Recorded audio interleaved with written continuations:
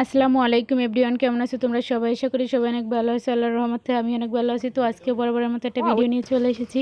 আর ভিডিওটা কি সেটা তো তোমরা দেখতেই পারতেছো। ভিডিওটা ছিল আজকে টুকিটাকি যে বাজার, সেগুলোই তোমাদের সাথে শেয়ার করতেছি। তো আজকে বাজারে ছিল আমার জন্য লটকন আনছে ডৌয়া, আর ছিল সাথে মাছ, বাজারের কিছু মাছ, আর হচ্ছে গিয়ে সংসারে আমার যাবতীয় টুকটাক যা লাগতো প্রয়োজনীয় জিনিস সেগুলো। তো ডোবোগুলো কিন্তু অনেক পাকা ছিল, পাকার কারণে আর বাজারে একসাথে আনার কারণে কিন্তু ডোবোগুলো কিছুটা ফেটে গেছে। আর এদিক ছিল কিন্তু পাকা টসটসে আমগুলো দেখতে কাঁচা হলেও কিন্তু ভিতরে খুব নরম আর পাকা ছিল, আর খেতেও কিন্তু অনেক মিষ্টি ছিল। আর তারপর হচ্ছে মাছগুলো ঢেলে নিচ্ছি। এখানে হচ্ছে কিছু ছিল চাম্মচ চিংড়ি মাছ। এটা হচ্ছে, আমি তো চাম্মচ চিংড়ি মাছ নামে চিনি, কে কী নামে চিনি আমি ঠিক জানি না। অনেকে আর বাগদা চিংড়ি বলে, যাই হোক এক এক দেশে এক এক নাম। তো কে কী নামে চিনি আমি জানি না, আমি এই নামেই ছিলাম তাই বললাম। আর এদিকে ছিল ছোট ইলিশ, এটাকে অনেকে জাটকা ইলিশ বলে বা শুধু ইলিশ, যে যে নামে চিনি। ইলিশ মাছগুলো কিন্তু একদম খুব টাটকা ফ্রেশ ছিল। তো যাই হোক, তারপর হচ্ছে মাছগুলো ঢেলে তারপর হচ্ছে আমি ফ্রিজে পোটা করে রেখে দিয়েছি।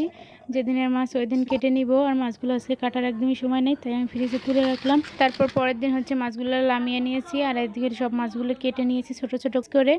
আর মাছগুলো হচ্ছে সবজি দিয়ে রান্না করব, এই জন্য আমি ছোট ছোট করে কেটে নিয়েছি। আর তারপর ভাবলাম আজকে তাজা তাজা একটু ইলিশ মাছ রান্না করি। তারপর হচ্ছে এই মাছগুলো আমি রান্না করার জন্য নিয়েছি। তারপর মশলাটা খুব ভালোভাবে ভুনে মাছগুলো হচ্ছে দিয়ে দিয়েছি। মাছগুলো আমি কোনো ভেজে নিই আর কি, ভেজে নিই, কারণ টাটকা টাটকা ইলিশ সেভাবে বুনে রান্না করলে আমার কাছে মনে হয় বেশি ভালো লাগবে কষিয়ে। আমি মাছগুলো হালকা করে কষিয়ে তারপর দিয়ে দিয়েছি ঝোল। আর ইলিশ মাছ যেহেতু কোনো গন্ধ নেই, এই মাছটা কিন্তু অত করার কিছুই নেই, শুধু সেদ্ধ হলেই খাওয়া যায়। তো যাই হোক, আমি মশলাটাকে খুব ভালো করে বুনে নিয়েছি। তারপর মাছগুলো দিয়ে এভাবে হালকা করে নাড়িয়ে চাড়িয়ে বুনে তারপর হচ্ছে ঝোলটা দিয়ে দিয়েছি। আর মাছটা কিন্তু জাস্ট অসাধারণ ছিল। এ পর্যায়ে কিন্তু আমার বোনা হয়ে গেছে, তারপর দিয়ে দিয়েছি ঝোল। টাটকা টাটকা ইলিশ মাছ কিন্তু এভাবে ঝোল রান্না করলে খেলে অনেক বেশি ভালো লাগে। আর মাছটা অনেক মজার ছিল, টাটকা রান্না করেছি তাই। আর মাছটা ছোট হলেও হবে কি, মাছটার অনেক গ্রান ভালো ছিল। মানে কিছু কিছু মাছ আছে বড় ইলিশ মাছও খেতে একদম ভালো লাগে না, ওইগুলো নাকি কোলেস্ট্রলে রাখা থাকে। তো এই মাছটা বরফের মাছ ছিল, তাই অনেক খেতে স্বাদ লেগেছে। আর এই যে ঢাকনা দিয়ে ডেকে দিয়েছিলাম, কিছুক্ষণ পর ফিরে আসলাম। এ পর্যায়ে কিন্তু মাছটা রান্না হয়ে গেছে। আমি তুলে নিব, যেহেতু পেস্ট সব আমি বেটে দিছি। এখন এটা তুললেই ঝোলটা একটু ঘন ঘন হয়ে যাবে, মাখো মাখো। আর এই যে দেখো, ফাইনালি আমার মাছটা কিন্তু মাখো মাখো করে রান্না হয়ে গেছে। আর এদিকে হচ্ছে পাঙ্গাস মাছ আর পটল দিয়ে রান্না করেছিলাম।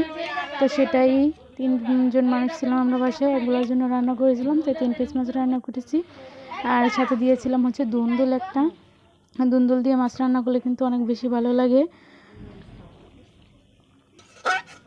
তারপর হচ্ছে নাড়িয়ে চাড়িয়ে ভাজা ভাজা করে মাছগুলো তুলে নিয়েছি। আর এ পর্যায়ে কিন্তু মাছটা একদম হয়ে গেছে। তো আজকের ভিডিওটি পর্যন্ত, সবাই ভালো থেকো, আল্লাহ হাফেজ।